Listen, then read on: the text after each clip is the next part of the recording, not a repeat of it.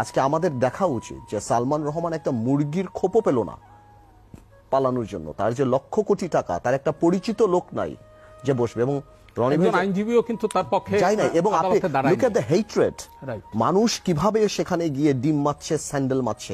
ওনার সন্তানরা এগুলি দেখছে না যে আমার এই কি লাভ, আমার এখন মেফেয়ারে বসে হাওয়ানা চুরুট খেয়ে, যে আমার বাবার এই অবস্থা বা আমার মার এই অবস্থা, আমার চাচের অবস্থা, কোর্টে বমি করে দিয়েছে ভয়। হ্যাঁ এক্স্যাক্টলি।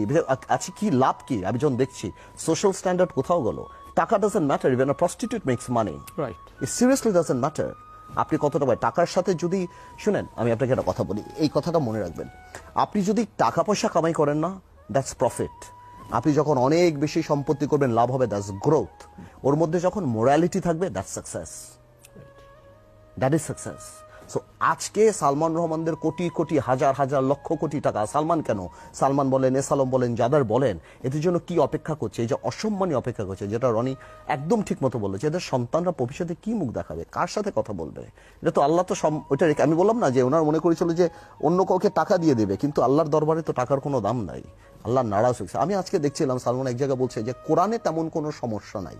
তার মানে আমি জানি আপনি দেখেছেন নাকি ওনার একটা বক্তব্যে, আপনি চিন্তা করেন কোন লেভেল পর্যন্ত চলে গিয়েছেন, কার ভুল ধরা, কার সঠিক করা পর্যন্ত হাত চলে গিয়েছে।